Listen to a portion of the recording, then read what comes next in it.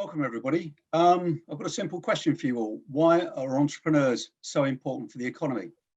Well, to my mind, it's quite simple really. Currently the UK economy and many across the world are facing sort of the challenges of COVID-19, and here in the UK we've got the additional economic challenges of Brexit as well. So there is much to think about, and it's no doubt that the future prosperity of the country is in the hands of the entrepreneurs. These are the men and women with the ideas and the drive to create the businesses of the future. And those businesses are the ones that create jobs, they create tax revenue to fund the country going forward and make an incredibly important contribution to the community. So I'm very pleased to be joined by three entrepreneurs from one of the investment firms, Haatch Ventures, that does back entrepreneurs and has got a very good record in doing so, to talk about really what makes an entrepreneur and the importance of it to the economy. So gentlemen, thank you very much for joining me.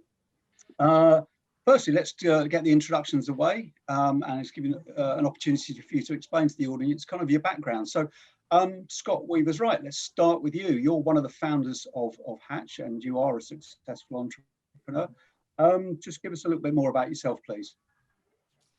Hi, Lawrence and all. Scott Weavers-Wright, being self-employed or an entrepreneur since the age of 18. So really, never really been employed. There was a moment when one of my businesses was acquired that I had a couple of years as employment. So I saw both sides of the coin, but no, I am I suppose a serial entrepreneur in the UK. I'm on my 6th or 7th business, all successful bar one. So failure is important in a journey. So you can learn from it. But yes, very simple. Age of 18, launched a computer business. Age of 30 odd, helped launch kittyk.com. And we grew that business into a beautiful exit, which Morrison's bought. And I've been on another journey with a tech business I sold into America. So I'll cover a bit more of that off as we go along. Lovely. Thanks very much for that, Scott. And next to you, Simon Penson, also one of the partners of Haatch Ventures. What's your background? Hi, everybody. So where do I start? I very much like Scott, I guess, in that I've kind of always been an entrepreneur to kind of a moniker on it since the beginning. I've failed probably more than I've succeeded as well. Again, I think that's really important with various online businesses, everything from selling TV beds online to creating some incredible content advice sites, but taught me lots. And then ultimately that journey, which actually had a bit of publishing career in it as well, in print, led me to the creation of I guess one of the world's first content marketing agencies, as would be known now. And thankfully that journey went a little bit better thanks to the learnings of before, and we created lots of value and exited that in 2016 into public groups. So, and then obviously since then I've been part of Haatch and helping our entrepreneurs and portfolio businesses kind of learn from our mistakes, really. Lovely, and that's great that the question of sort of failures cropped up twice. So that's something we'll pick up in the course of this conversation later. Last but not least, one of the other founders of Haatch, Fred Soneya. Fred, good to see you again. A little bit more about your background for people who are not familiar with you, please. Morning, Lawrence. Good to be on a video, and hello everyone that's watching.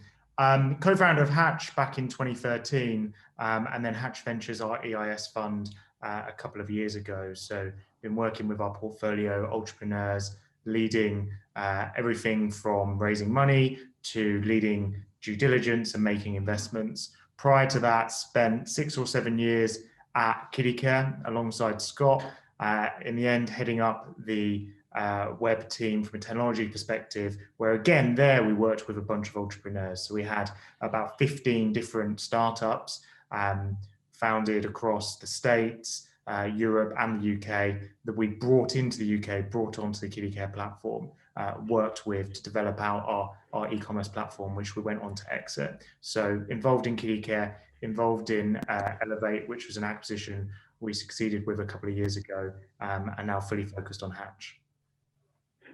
Lovely, thanks for that, Fred. Now, Scott, let's sort of go back to you really as we really get the conversation going. I mentioned at the outset that Haatch Ventures is kind of starting and supporting this sort of campaign to celebrate entrepreneurs.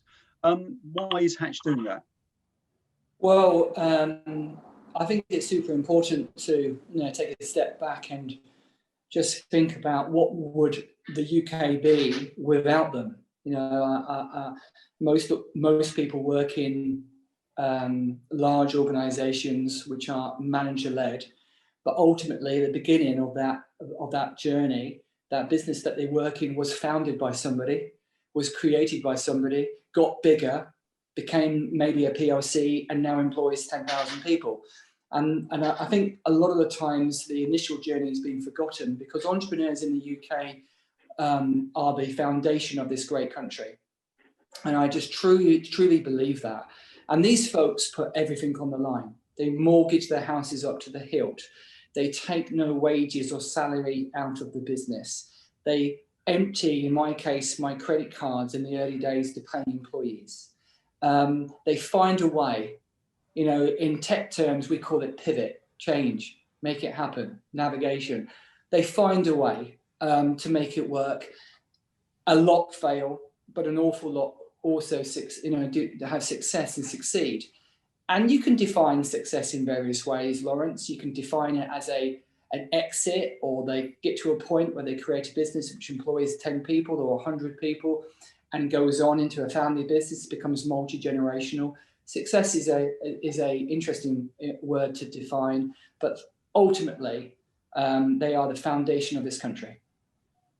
Lovely, thanks for that. Now, Simon, sort of coming back to you, when you did your little introduction to yourself, I think you talked about you probably learned more from some of the failures that you've been involved with that helped go towards the successes. So, how would you sort of define an entrepreneur? Is it somebody who copes well with failure, kind of gets back up and bounces on to the next thing, or would you describe it in another way?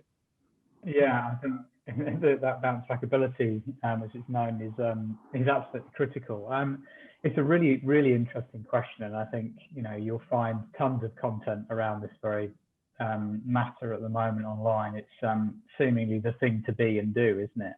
And actually, we applaud that, because I think the more people have a go, the more people will actually probably be amazed at the fact that they actually have the ability to do it. I mean, you talk about the kind of the official line, and I think it's defined something like it's the ability to take on financial risk, in search of something bigger. But I think it's actually much deeper than that. I think it's the way of thinking, it's the kind of a set of values, a belief system that you have within yourself, and whether that's nature or nurture is entirely another debate, really. But I think inherently it's either in you or it's not. And actually, as an entrepreneur yourself, you can actually see it in people a mile off. And I think that's really helpful for us when we look at the various opportunities that are presented to us, because all their systems are very similar to, I'll say, ours. Their why, why they do things and why their vision exists is very, resonates with a fellow entrepreneur. The motivation is the same. They want to create something that creates value ultimately. And I think, that actually the money is quite often, particularly in successful entrepreneurs, the money is secondary. It's a byproduct of the success itself.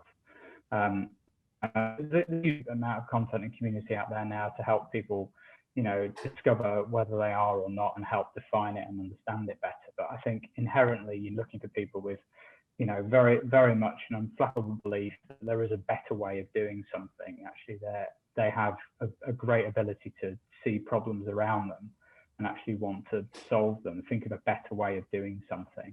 And then, to your original point, I guess, they have this insane ability to focus and deliver it, a thick skin, an unwillingness to fail because they're going to have to jump over hurdles that others dare not, I think, is the reality.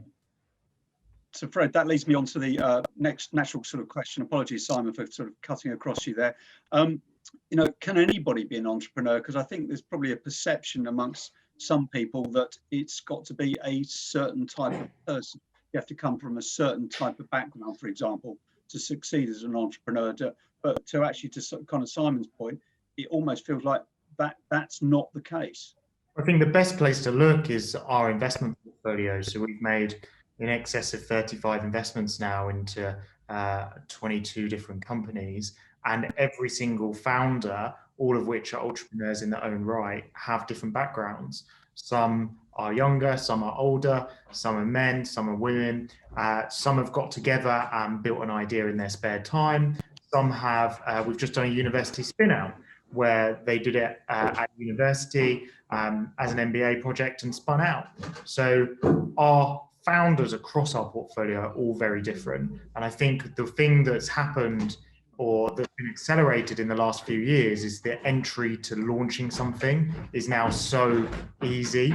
There's so many tools online to get you up and running, to try something, to build quick, fail fast. That's allowing this whole new breadth of entrepreneurs, whether it's kids at school selling stuff and, for the first time ever taking payment on their phones, right up to, people putting people in space. So yes, anyone can be, and we see that across our portfolio. And Simon, just sort of following on there from sort of what Fred was sort of saying. So where does somebody start if they do think they've got an idea that can develop into a business? Do they go online, look for the wealth of material there? Do they try and talk to friends who may be involved in business? Where would you recommend they start? The starting bit is actually really important, because what we see quite a lot, not necessarily the people that pitch to us, but the people that talk to us a lot, is there's a section of people, I think, in society that want to be entrepreneurs, but dare not take that first step. And I think actually it's the doing rather than the talking about, which is critical. Yes, absolutely. We talked about this earlier. Find where that problem lies. Find that problem that you feel passionately about fixing, and combine those two things together. So find your problem, so a better way of doing something. Find where your passion lies, and kind of let those two things collide. Because if I think about kind of my personal kind of process, I've always been really obsessed with connecting audience, because for me, in my simple mind, the only value that ultimately every business has is their ability to form an audience, because then after that, you can't do anything with monetization until you've formed audience. I could see that at the time was moving online. So I built a business that didn't really exist at that point in time. There wasn't a name for it, but I was passionate about a better way of doing that thing. And so I think that's a really good place to start. And then, as I said at the very beginning, actually going out and actually starting it, taking the first step. And actually one of the best ways of helping you do that, I think, is to go and find a mentor. Yes, there's lots of stuff you can read online. There's lots of people that yell very loudly for not a particular reason through YouTube and things and social that you see every 5 minutes. But actually go out there and find the quieter ones, the guys and girls that have actually been out there and done it, and ask them for help, because they'll help. Lovely. And Scott, just coming back to you, clearly you and the guys on the call and the rest of your colleagues of Haatch have met a lot of entrepreneurs. You're invested in 35 or so already. When you meet someone, can you almost tell that he or she will be successful? Yes, very quickly. It radiates from them, Lawrence. Confidence, because they've taken the first step. You see, when you come out of historically, in my case, I was 18 and I jumped into my first job effectively as a self-employed entrepreneur. Most people we see probably, and Fred can probably put me right here, come out of employment, see an opportunity, gain some experience in the problem they're trying to solve, and then jump out and create a business to solve it. That is an amazing step. If you think about traditionally the confidence that you need to have to come out and step out of employment is quite an extraordinary one. And when they sit in front of us, they have got that buoyancy, they've got that confidence, they've got that momentum behind them. They're on a crusade, and they are going to convince you in our case, to help them on that journey with finances and mentorship. So I very, very rarely see somebody who hasn't got the gift of the gab in that scenario. The only caveat I would put on that slightly, in tech, historically, those engineers are not the most forward presenting folks, and sometimes we're a bit nerdy and a bit quiet. And sometimes we have to drag information out of them and then understand what they've got and then help shape it. And again, that's quite exciting as well. But just being in front of us and saying, I'm here, and this is what I've got. This is what I think I'm going to try and solve, and I think this is where I'm going. Is super exciting for us. And again, I say to people, you have to start. You have to start, and it's exciting. And Fred, just following on from that, that's clearly one element that you will look for. This sort of let's call it the confidence. The gift of the gab, I think, would be another way of describing what Scott was saying. What are some of the other elements that kind of you look for when you consider investing in another business through Haatch? I think we're always investing in the underlying people, so the entrepreneurs themselves. And ultimately, the business is probably 9 times out of 10 going to at least pivot slightly. And there's going to be tough times. I guess we would call it the trenches. And we're looking for people that we believe that can continue through those tough times. So, of course, confidence is a huge part of that. I think experience is part, to Scott's point, absolutely spot on. The majority of our portfolio founders have been in some type of employment before and had some kind of experience and spun out an idea. So in terms of what we look for in a business, of course, it starts with the entrepreneur. It's their person. It's how confident they are. It's their idea. It's the market. We look at how long they've worked together as well. We try to, and 95% of our investments are multi-founder investments.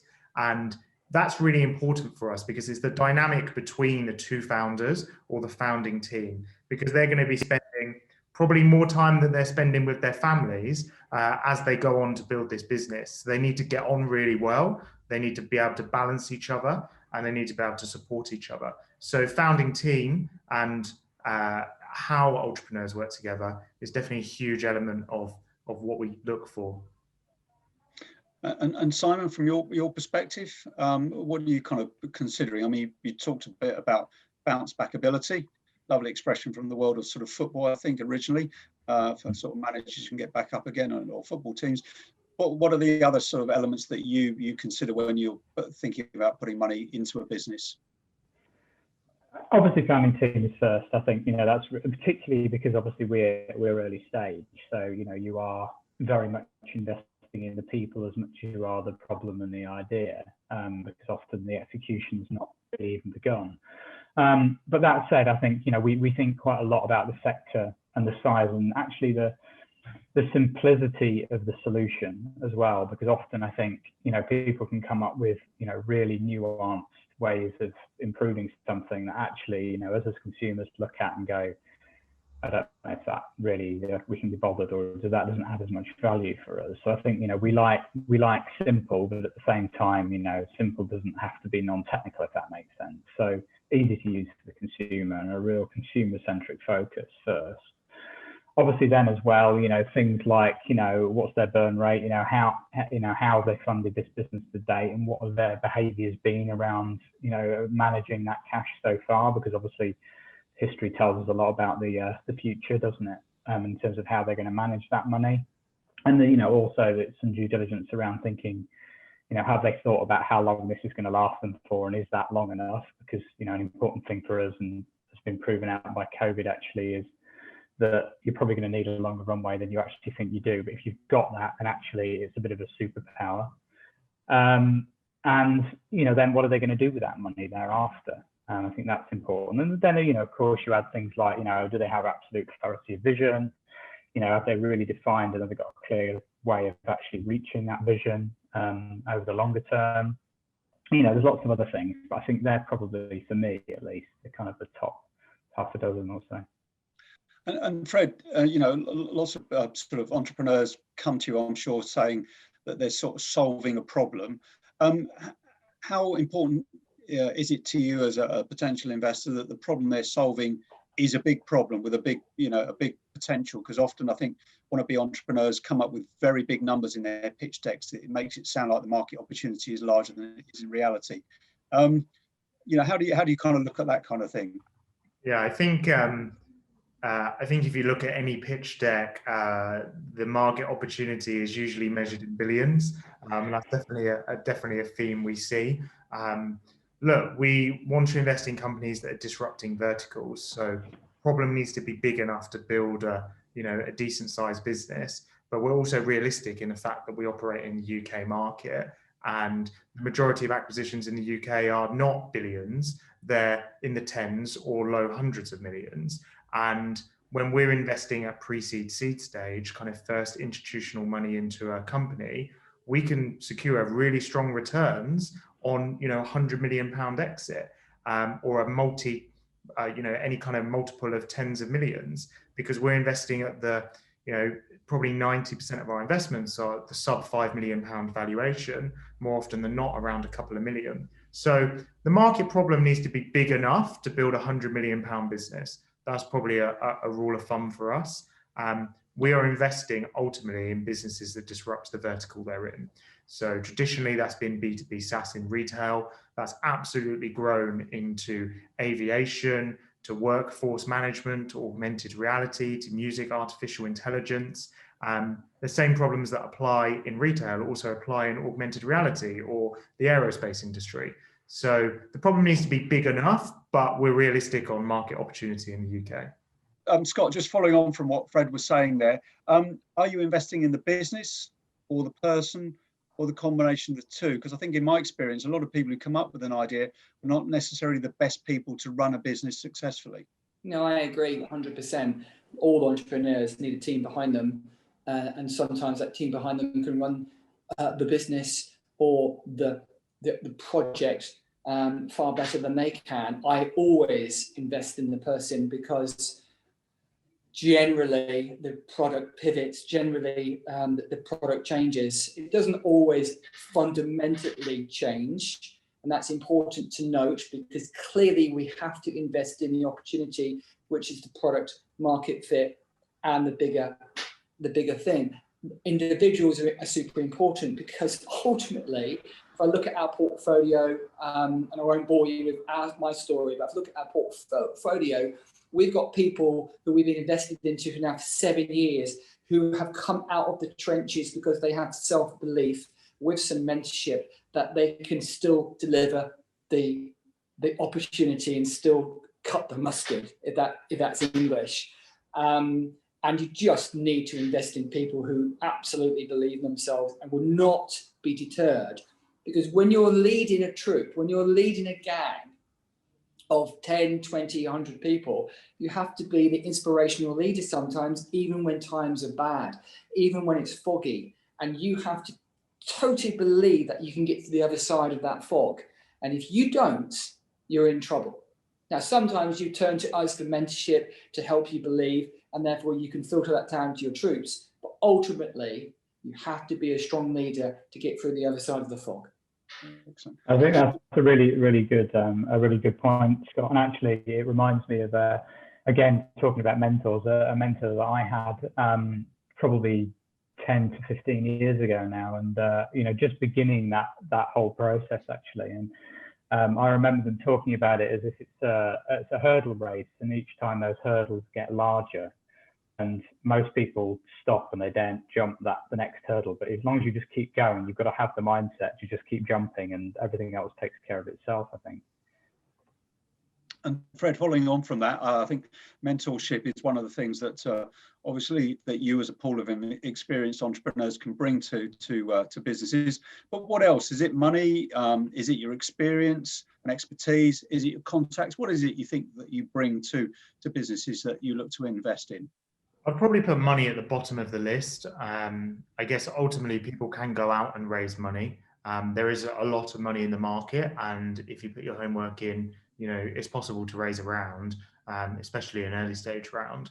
So I think for us, it's all about the smart element that we can add over the top of that. And for me, that's a couple of things. One, we all have a lot of experience in various different businesses, both starting our own businesses and helping other people build businesses. You know, for 7 years now, we've been investing in companies. And this year we've made 10 new investments. I mean, each of those businesses has had to have, you know, similar challenges and similar leadership and input. Secondly, I think a big thing that we bring to companies is that benefit of being in that network. So whether that's our contacts or other portfolio founders. So all of our portfolio founders speak to each other. They all know each other. They all share ideas, challenges. More often than not, one will have a challenge and someone else would have already solved it or crossed that bridge before. So for me, it's all about network and support and wrapping that around a founder. Even if they're a second-time founder, of which we have a few now, the challenges are always changing, and the industry's verticals, tech is always changing. So yeah, it's about the support network for me. Absolutely, I think you can go out and raise a pre-seed seed round from traditional non-smart investors, or you can raise for someone that gives you that bit extra on top. Lovely. And final question to both Simon and Scott. Simon, if you start first, please. As an investor, what does success look like for you? As an investor, in terms of personal money, I would say, again, it rings true with what I said earlier, in that I think, clearly you go, often as an investor, you go in thinking about the money, but I think you come out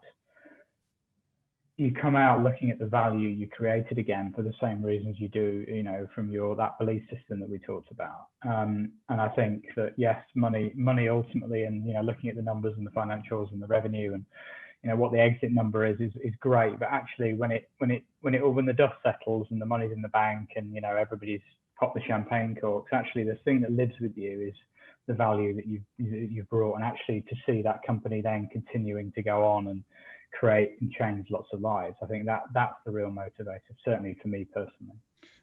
And Scott, just following on from that, I mean, part of that kind of value is job creation, tax take for the revenue, etc. Any other elements that are important for you as part of that sort of measure of success as an investor? There's not many to add. If I put my VC hat on, which is that ugly, or I want my money back times 10, clearly that is important, but it's always been about sustainability for me. It's always been about job creation. It has to be about creating a product, a brand around the community that you are in, to sustain the community. It really is important to me. If I look at my last exit, I had 20, 30, 40 people in the business. I think I got it down to 25 by the time it sold. It's now at 100 people. So it's about building blocks. It's about tax. It's about bringing money back into the economy, because ultimately profitable businesses are taxed. It's a wonderful, wonderful feeling seeing a business go forward.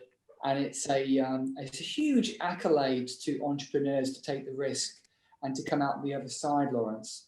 And I just feel sometimes it gets a bit hazy nowadays we're all very critical online now. We're all quite on demand.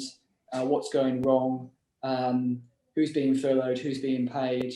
And it's these guys, the entrepreneurs. I wonder how many, Lawrence, in the last 12 months came out of employment before COVID and actually went self-employed and created something from nothing and are in the trenches now. And we're here to support them. We're here to help them. We're here to mentor them and make them successful. But to answer your question in simple terms, really it's about sustainability for me and jobs. Gentlemen, thank you very much for your time. I think that neatly sums up in that last answer to the question by all our contributors today, why Haatch is launching this campaign to celebrate entrepreneurs. So what's this campaign going to look like? Well, each month I'm going to be interviewing an entrepreneur to hear his or her story, where they started, where they've got to, and where they hope to go to in the future. And I'm hoping to get some contributions from the Haatch team as well to what they were doing and how they're trying to help that business go forward. So from me, Lawrence Gosling, thank you very much for watching, and I hope you join me in the future.